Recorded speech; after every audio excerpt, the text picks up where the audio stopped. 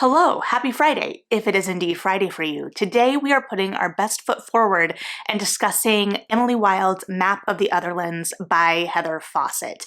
Literally, because we start with a foot. But before we get there, if you're new, hi, my name is Melody. On Fridays, I like to dig a little bit deeper into a title, and if that sounds up your alley, I would love if you would subscribe and hang out with us more. Today, as discussed, we are diving into the highly anticipated sequel to Emily Wilde's Encyclopedia of Faeries, which I also talked about more in depth last year and actually was one of my best performing feature Fridays from last year. So this title was as popular as I kind of anticipated from the spike I was seeing when I read it and referenced in that video itself. And looking back, I think I accurately explored why this book was resonating so much with readers last year and will continue to resonate with readers. You can always go back to that video, but really the gist of it is that this is kind of straddling the line between cozy fantasies, which are incredibly popular right now, as well as some dynamics that are popular in like historical mysteries and a kind of strong duo at its center, as well as just fantasy stories, things that are tapping into the idea of the fae and some historical fantasy thrown in there as well. So it's really covering a lot of bases. And this book is kind of the test because it is the first sequel in what is being established as a series. So it's going to be the proof if this can breathe outside of a single narrative. And I think that if you really responded to and enjoyed what you got in Emily Wilde's Encyclopedia of Faeries, I think you're going to be very happy and pleased with what we get here. If you are looking for something a little more elevated than that first book, I think you're going to be disappointed. I think this is tapping into a formula that worked really well with the first book and again is reminiscent of that kind of mystery series. I know in my discussion of Emily Wilde's Encyclopedia of Faeries, I particularly mentioned the Veronica Speedwell series by Deanna Rayburn, and I think that that still is applicable here. So I think there is a little bit of a test in terms of how much we are furthering the development of the characters in this book compared to the first, and I think that that is something that we can absolutely dive into with more discussion. But where are we starting with Emily and Wendell in this book is really the question. And we have a kind of new normal. I love that we are starting back at Cambridge. We know from the first book that Emily was partially trying to cement her tenure with the encyclopedia she was working on, and so we see that having come to fruition with this book, and we see her and Wendell in this really easy pattern. They have a routine, and we are being plopped in, of course, when that routine is being upset. We start with Emily neck deep in research as usual with the aforementioned foot and rushing off to meet Wendell for breakfast. This is a standing appointment they have, and she basically doesn't want him to lecture her about missing breakfast because she got caught up in her research. But when she comes to breakfast, she notices something isn't quite right, and we kind of chalk it up to an after-birthday hangover, but Emily thinks she has a lead on finding the door to Wendell's kingdom, and so there is this sense of excitement and kind of shifting. But this excitement is stalled when Rose, the head of her department, approaches her and basically accuses her of lying in her research based on her association with Wendell because he has pretty definitive proof that Wendell has fabricated some of his papers, some of his research. And so Rose storms off to go watch Wendell lecture, and Emily follows because she knows that he is hungover, presumably, and she is very nervous about this whole situation. And it seems to be going decently despite some missteps on Wendell Bambleby's part, because the whole kind of gist of it is that he isn't as interested in the fae outside of his own experience, because remember, he is in the human realm searching for his way back to his kingdom, trying to find his door. And yet he is interrupted in the middle of this lecture, not by Rose, but by a horde of fairy assassins that come after him. And so in light of this assassination attempt, and with Emily thinking she has a lead on where this door may be found, they find themselves traveling to Austria in search of this door. But there are no Sound of Music moments. However, things are of course more complicated than just go to Austria in search of Wendell's door while being followed by faerie assassins potentially, which is pretty complicated in and of itself, but they are also joined by Emily's niece, Ariadne, who is a research assistant, and so we have a completely different dynamic there. They are also joined by Rose, who wants in on this research and also be a mentor of sorts to Emily. There is a grudging respect there, and we will dig into those relationships a little bit more. Additionally, Emily is supposedly working on a new academic endeavor. So if in book 1 she was working on an encyclopedia, book 2, based on the title, can you guess it with me? She's working on some kind of map of the fairy lands. But the narrative is still being told through her journal entries. Now, it took me a little bit to catch on to this. The beginning of the book didn't feel as much of her distinct voice. It felt like being plopped back down into a familiar narrative, but not that her voice and that tone was the familiar part, if that makes sense.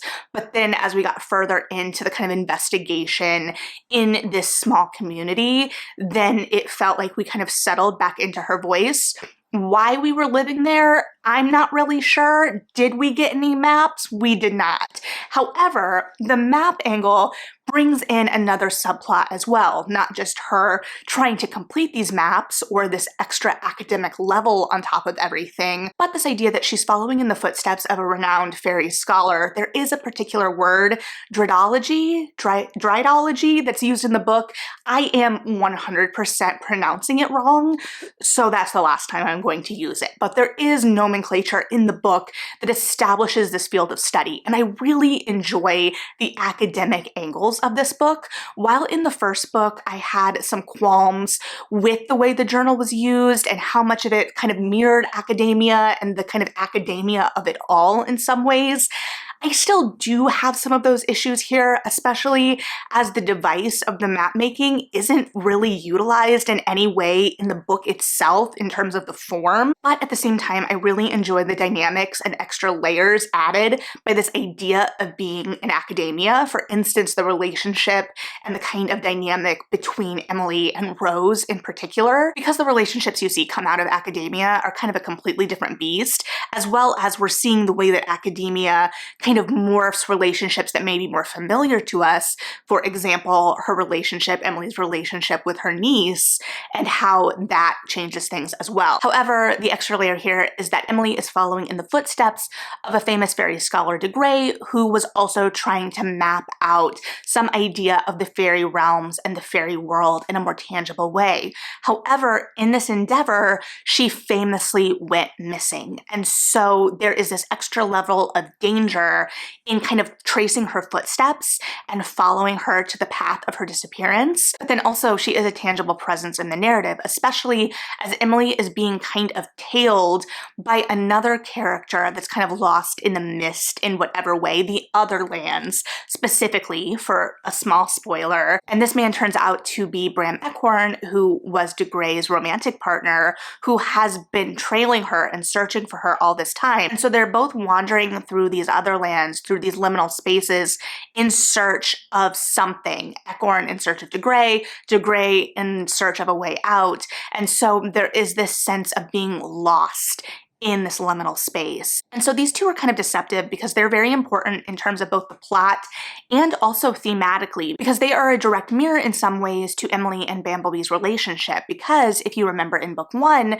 Bamblebee has proposed to Emily, but she has not agreed in any way. So they have this understanding, they have this rapport, they have this easy routine that we are greeted with at the start of the narrative. There is familiarity there is a comfort there, and there is also this gentle teasing between the two, especially in relation to this proposal that Emily has not responded to. And this banter is where I think the book really shines. While I, again, would not call this a romance, I do think the romantic subplots here are amped up from book 1. We do have a fade to black scene later in the book. We have a lot more expressing of feelings, especially from Emily's side.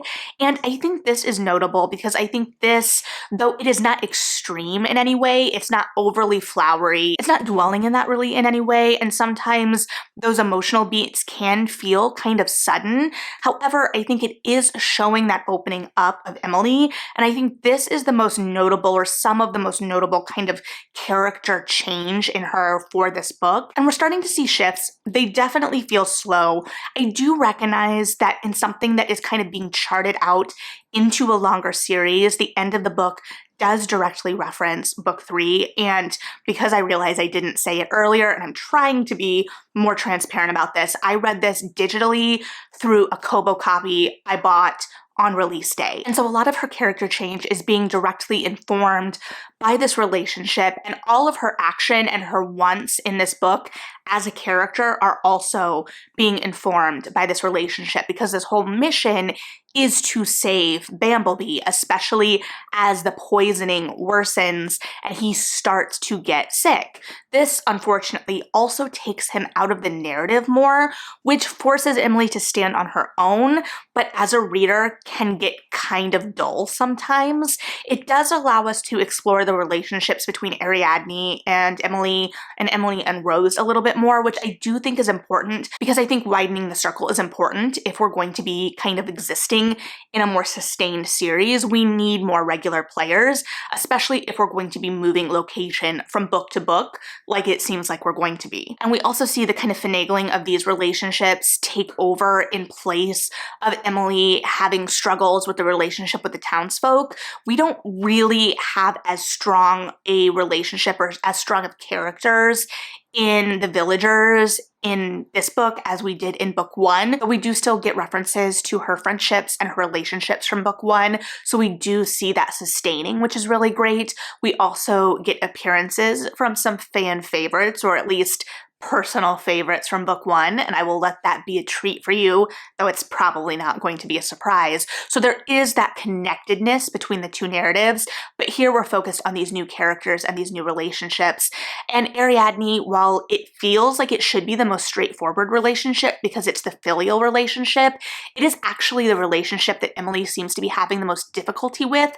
She doesn't really know how to bridge this gap between her and her niece, and is definitely treating her like an assistant. There is still this worry and this care from her, but there is this distance between the two of them, and Ariadne is much more comfortable with Wendell throughout the narrative. And then on the other side, you have Rose, who starts out as this antagonist, and at the beginning of the book, I was like, oh, I'm gonna see this stodgy academic get brought down a peg. It's gonna be a lot of fun. And then we deepen him in really interesting ways, and there are moments between the two of them that make me kind of think of Buffy and Giles. There was one moment in particular that made me think of one of my favorite episodes from Buffy, Lie to Me, and the ending there. And so I like seeing that kind of growth between the two of them, and I like that deepening. I think that that was really interesting. And then while DeGrey and Ekwern are so pivotal to the story, they are pretty flat characters. They are very much devices. And so while they're these mirror images of Wendell and Emily, it's more this kind of omen of the two of them being forced to wander the darkness without each other, searching for each other. This idea that if Emily doesn't succeed, this is their fate in some way. Though we're not really spending a whole lot of time in the Otherlands or the Borderlands in the narrative, we do get to look at these kind of in-between places or explore the idea of where the doors are and what the doors are. But for a whole narrative that's focused on this idea not only of finding Wendell's kingdom, but this idea of maps, the different kingdoms, the way the fairy realms can overlap, there didn't feel like there was as much exploration of these different realms. That being said, we did still get introduced to some new fae, and this is interesting because this series so far really does seem to be leaning into the cozier side of fantasy. I think part of that is its historical bend. Part of it is the way it is being written in this kind of journal style. Part of it is just kind of that serialization. There are elements of all of that. Part of it is also just the humor. One section I noted in particular was, "Good grief," I said, "it's only a foot." "Only a foot," Ariadne cried as Wendell said Emily in a scandalized tone. So there's this levity, even as you realize at the same time they are talking about a severed foot. And so with that, there's this kind of dissonance in tone, because while while there is this lightness, this idea of this falling on the cozier side of things, there is also some real violence and darkness in this book. For instance, the fauns that they are talking about, which is one of the main new introductions or class of fae that we are exploring in this book, are basically Krampus-esque figures and are incredibly violent. There are two specific sections of the book that deal with incredible violence, and Rose is hurt in a way where his ear has to be reattached by Wendell, which is very visceral when you think about it, and there is a point made about how it's attached backwards, partly again kind of looking at how this field of study is so dangerous. It's partly looking at how Wendell isn't really fully paying attention. He doesn't fully care about this. He is doing this act for Emily.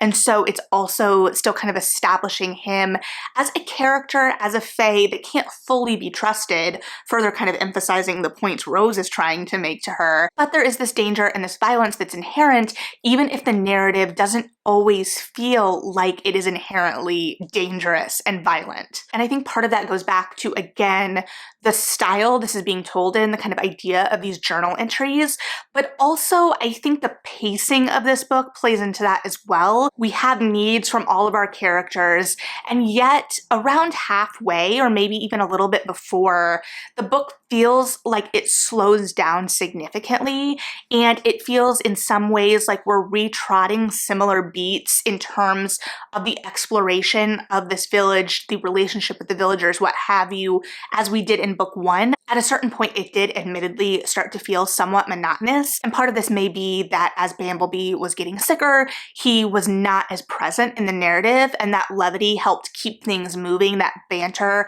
helped keep things moving, but at the same time, it felt like some of those objectives were potentially rushed. Here, we really were facing off against the idea of Wendell's stepmother and the antagonism there, this idea that she was sending assassins after him, but we hadn't really sat with the idea of that relationship and the weight of that. I think maybe if we'd had one more book in between to kind of trace that a little bit more, to tease that out a little bit more, that would have felt more significant. And there were other parts of the plot that almost felt like loose ends in some ways, even as, like in the first book, there were a lot of ends that ultimately tied together, and you knew they tied together, but still felt incredibly separate in some ways. And I think DeGrey is an excellent example of that. She is inextricably linked, like I said, both by the plot and thematically to the story, and yet in some ways she feels like she is wandering around the countryside by herself. I mean, she is,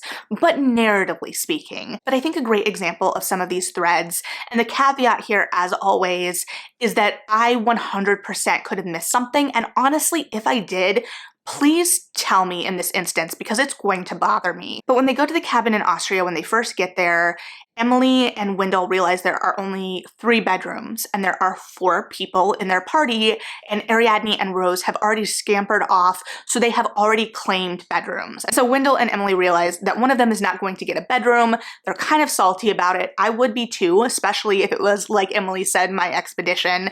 But they then go off on adventures, they come back, and they each go to a separate bedroom. And I was like, hold on, what? Because I was like, okay, maybe Wendell magicked a bedroom. He has magic. This is a solution. But I went back to the conversation they were having, and there was no mention of them having magicked a bedroom, and a specific point was made that this poison was impacting his magic. So he wouldn't be doing it unnecessarily without that being some kind of significant discussion in the moment. And so I was like, okay, I don't think I missed it there. What's going on?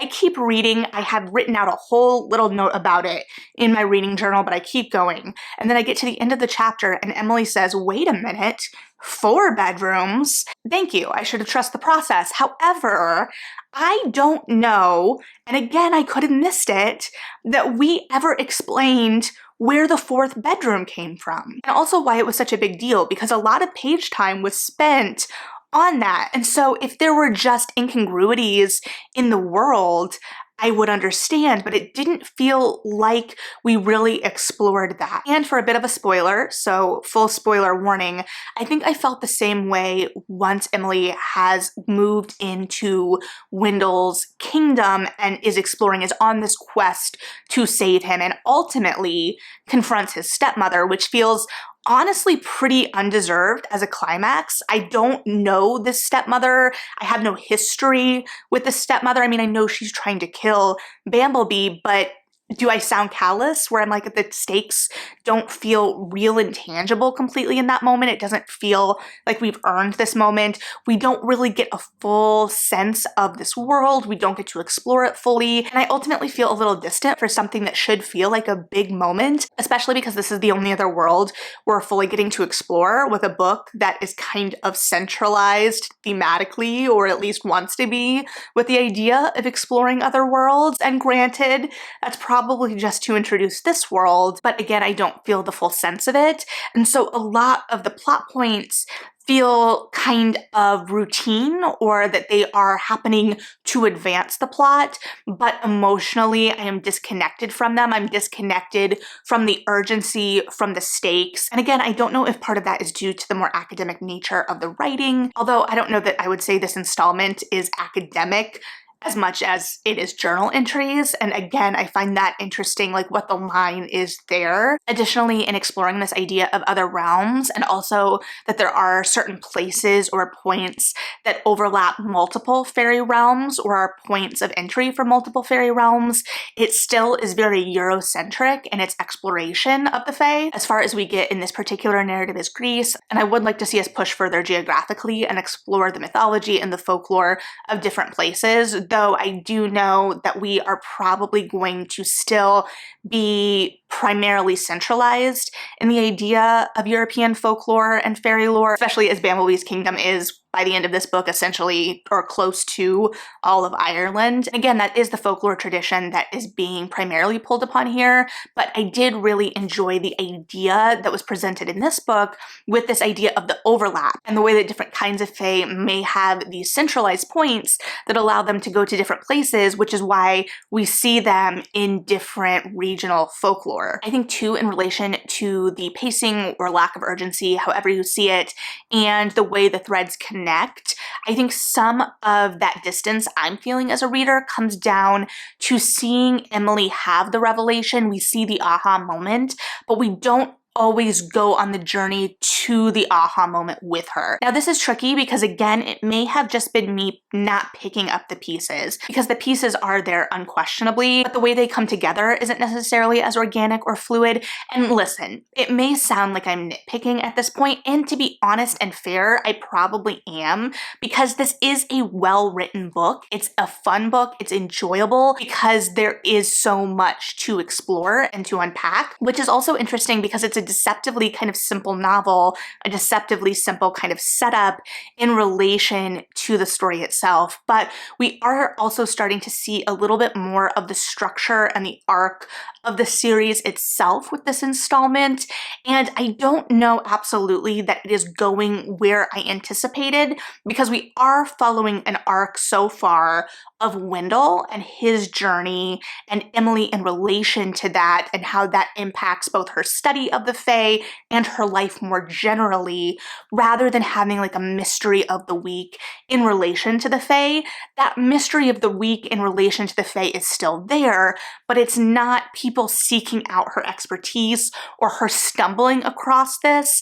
It is directly related to Bamblebee and that journey, which then also, in theory, raises the stakes and adds that urgency because it is related to her much more personally. So I understand why that choice was made at the same time. I don't know, I probably could keep babbling about this, and I feel like I've only kind of scratched the surface of a lot of these different aspects of the book, but I'm going to leave it there for now because I would love to hear your thoughts about all of these little pieces. Again, if you haven't watched my video further diving into Emily Wilde's Encyclopedia of Faeries, I would highly encourage you to check that out, just because I think it frames this conversation a little bit more then. And if you have watched that video, Thanks so much for coming back to this one. Thank you so much for being interested in what I have to say further about this series. As always, thank you all, especially if you are at this part of the video, for being interested in what I have to say about books. Like and subscribe again if you feel like it.